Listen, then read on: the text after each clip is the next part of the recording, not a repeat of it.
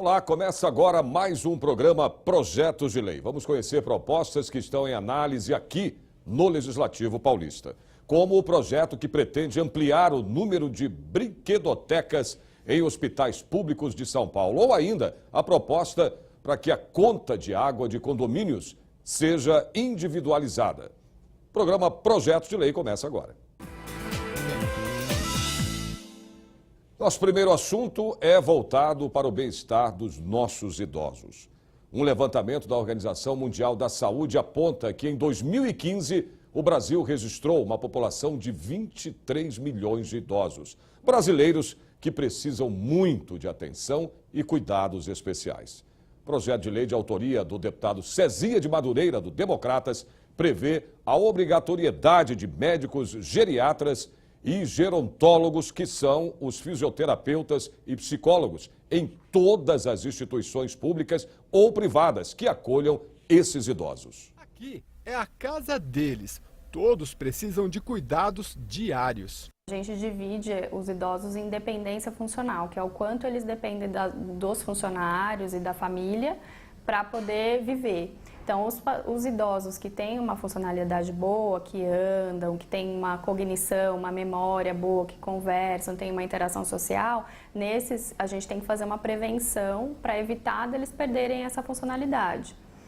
Agora, os idosos que já estão acamados, a gente tem que prevenir as consequências de ter essa síndrome que a gente chama de imobilismo. Mas não são todas as instituições para idosos que dispõem deste tratamento diferenciado. E pensando nisso, o deputado Cezinha de Madureira, do Democratas, criou um projeto de lei que obriga o acompanhamento de médicos especialistas em geriatria e gerontologia em todos os asilos e instituições semelhantes no estado de São Paulo. O idoso precisa de consultas constantes.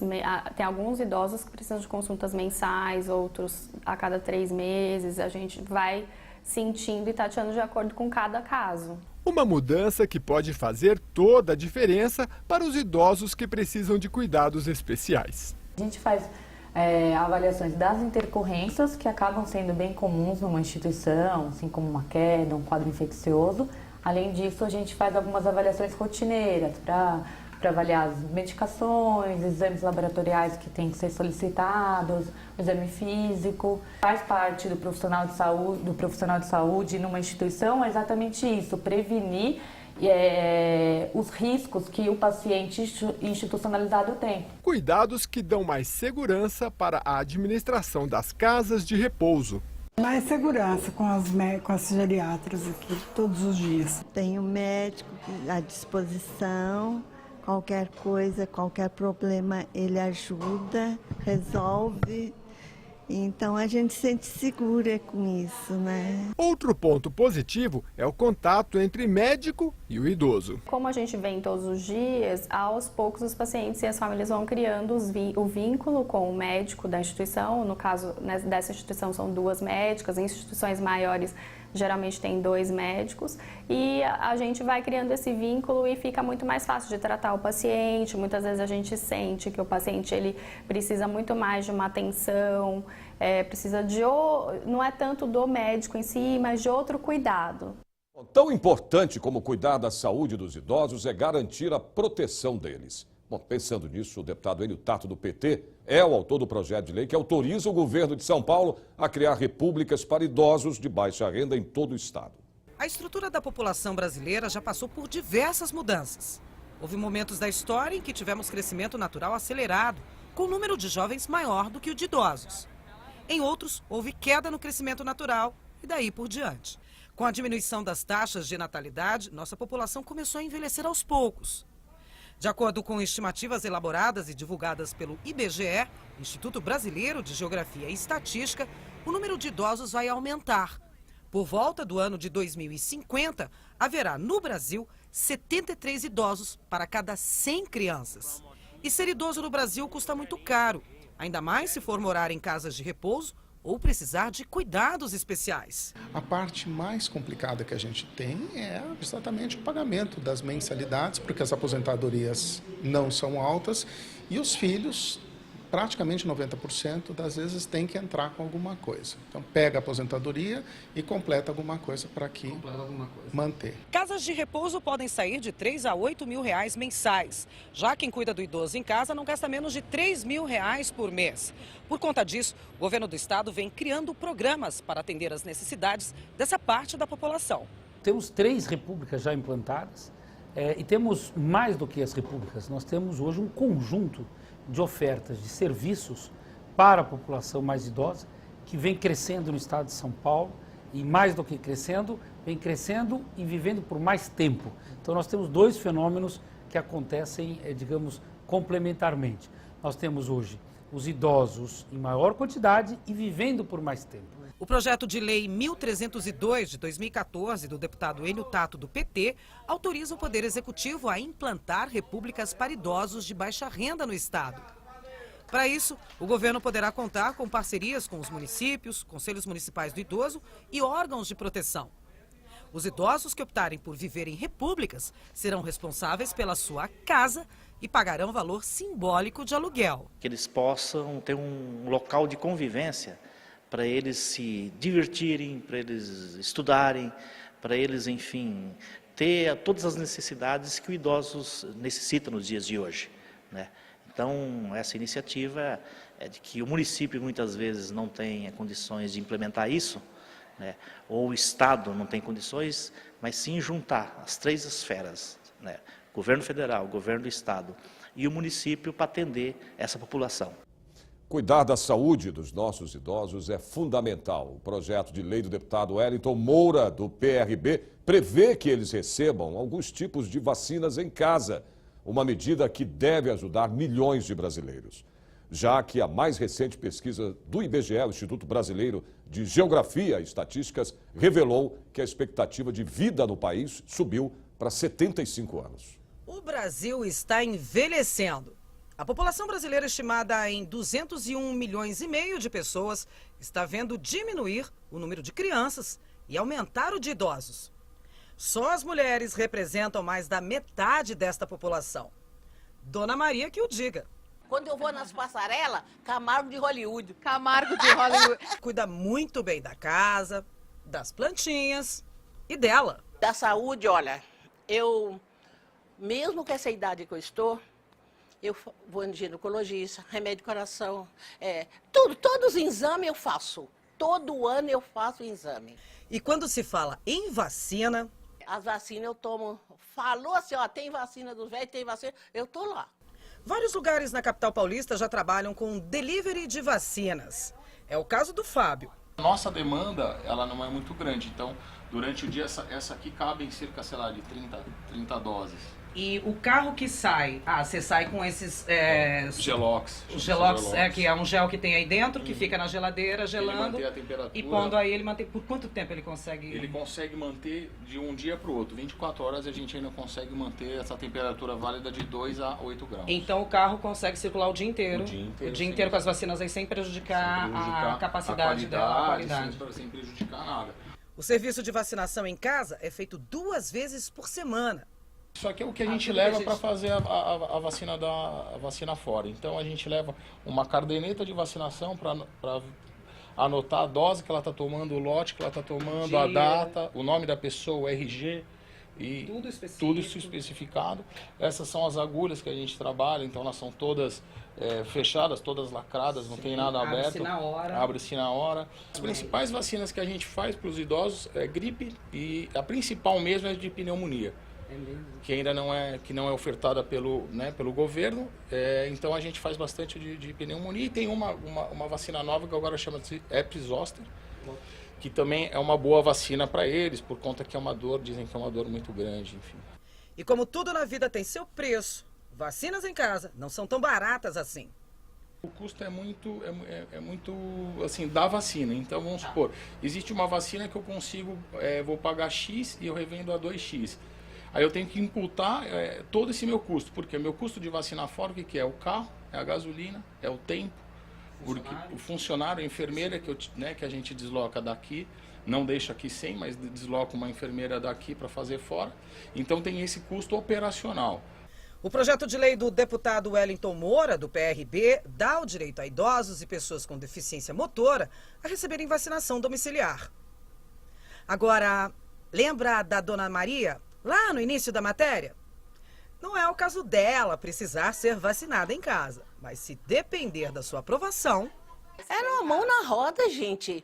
E esses filhos mesmo largam do serviço para poder levar, perder a hora para ir.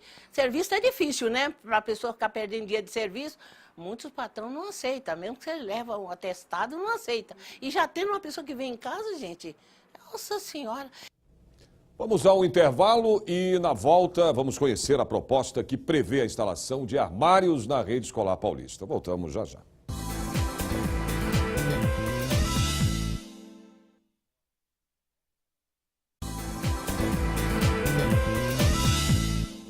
Estamos de volta com o programa Projetos de Lei.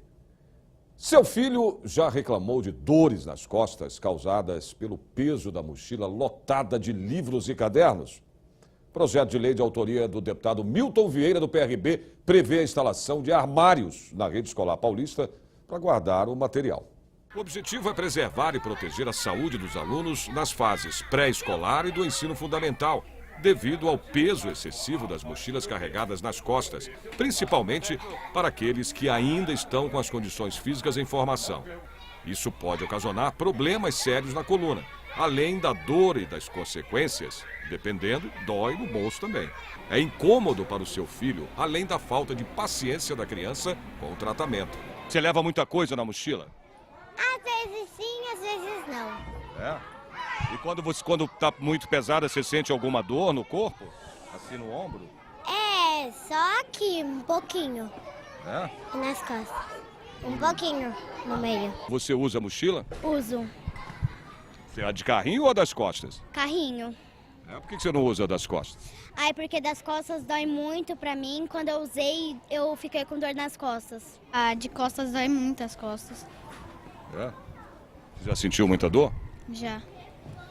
Uma vez eu tava carregando pra ir pra escola e aí ficou com uma dor nas costas aqui. Essa escola dispõe de armários onde os alunos podem guardar livros, cadernos e outros materiais.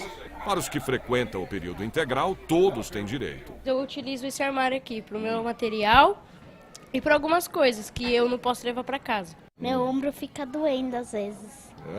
É? É. Por quê? Por causa do peso? É.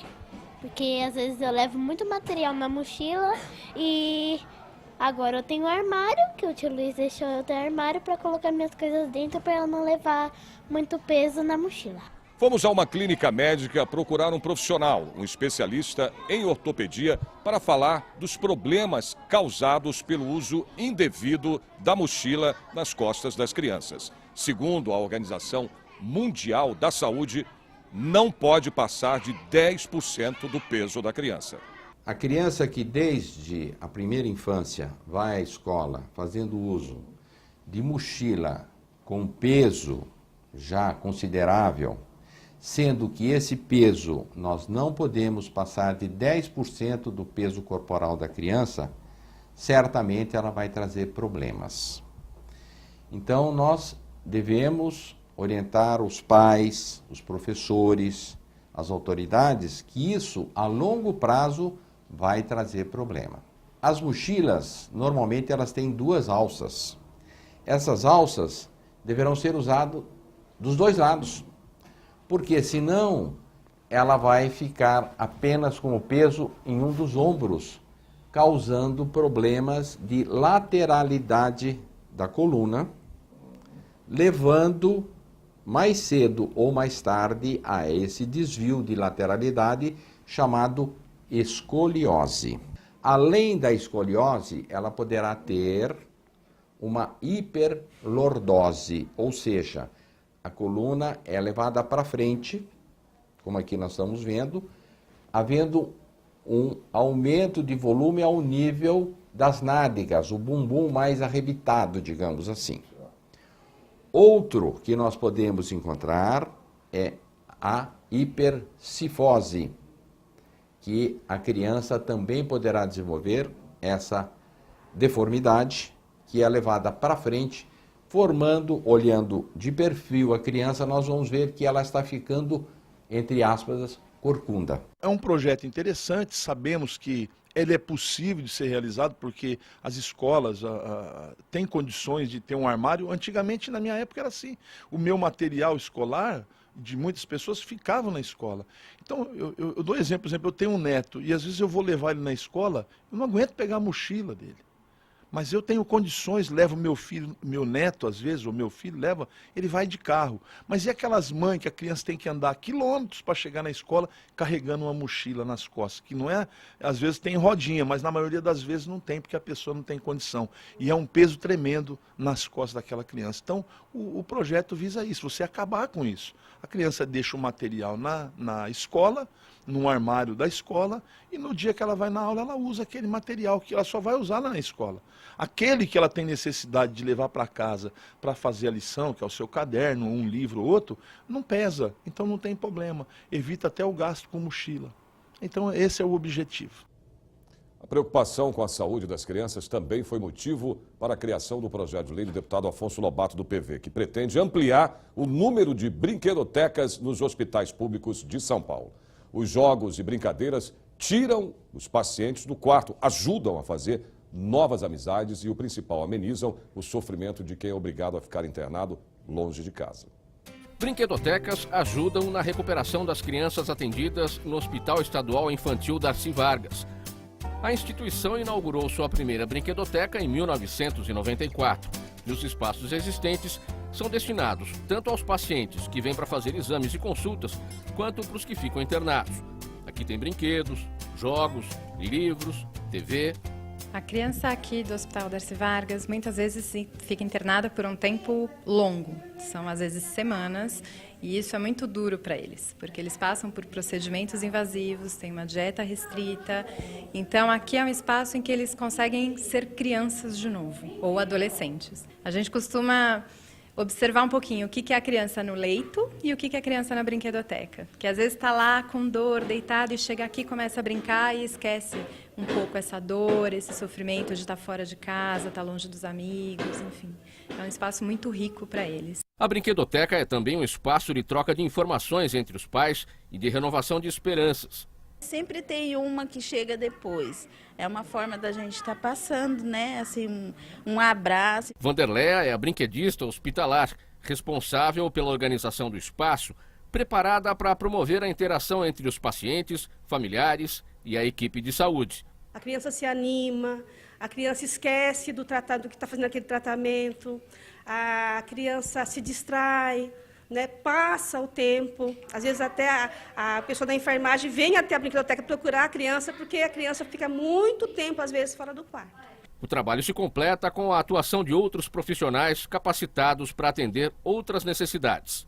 Nós temos, então, uma equipe de psicólogos que trabalha tanto com o atendimento individual da criança como os grupos. Temos a brinquedista, que cuida de toda a organização do espaço, da higienização dos brinquedos e brinca também. Nós temos as professoras da classe hospitalar, elas atuam na questão do apoio educacional. Então, a criança que fica fora da escola por muito tempo porque está internada, ela tem esse apoio pedagógico da professora e essas aulas são compensadas para que ela não receba faltas lá. Nós temos também uma equipe de voluntariado, desde contadores de história, palhaços, enfim, a gente tem um monte de voluntários que também utilizam desse espaço para alguns trabalhos específicos, pontuais com as crianças. Aqui é um lugar que eles podem brincar, desenhar, escrever, pintar, tudo, ter carinho, que aqui os professores dão carinho, as enfermeiras dão carinho, todo mundo. Segundo a Associação Brasileira de Brinquedotecas, dos cerca de 1.000 hospitais pediátricos públicos do Brasil, apenas 31 possuem os espaços para a recreação das crianças. Na Assembleia Legislativa, um projeto de lei apresentado pelo deputado Afonso Lobato do PV obriga a existência de brinquedotecas em todos os hospitais infantis do estado. No quarto a gente fica preso, aqui a gente brinca mais, se diverte, tem amigos. Quem chegou primeiro? O pai. Foi você, né? Quem chegou primeiro? Eu. O Guilherme chegou primeiro, o Guilherme ganhou. Ganhei.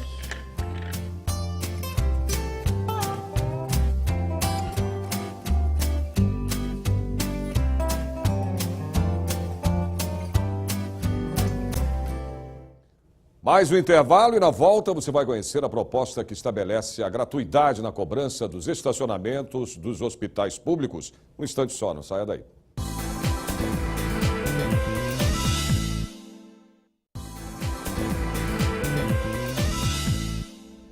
Estamos de volta com o programa Projetos de Lei. Vamos conhecer agora a proposta do deputado Gileno Gomes, do PSL, que estabelece a gratuidade na cobrança dos estacionamentos dos hospitais públicos.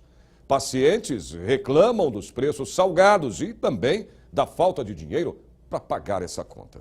Na frente dos hospitais públicos de São Paulo, não foi nada difícil encontrar pacientes e acompanhantes indignados com os preços dos estacionamentos. R$30 custa. Eu acho muito caro para ficar meia hora. Eu acho que R$10 seria muito justo, né? Acho um absurdo R$30 você ficar meia hora trazendo um paciente num lugar público. Alguns defendem valores mais em conta, para não pesar no bolso daqueles que precisam do atendimento público. É dispendioso. Há uma exploração e nós temos aqui esse estacionamento no subsolo, mas é uma exploração, né? Porque o paciente que vem à procura de... acho que podia haver os estacionamentos, mas um preço mais acessível. O projeto de lei 510 defende a ideia de que os pacientes que procuram pelos hospitais públicos geralmente não têm condições de pagar um plano de saúde. Por isso, gastos com a condução, como gasolina e estacionamento, podem se transformar em um obstáculo a mais para o acesso à saúde.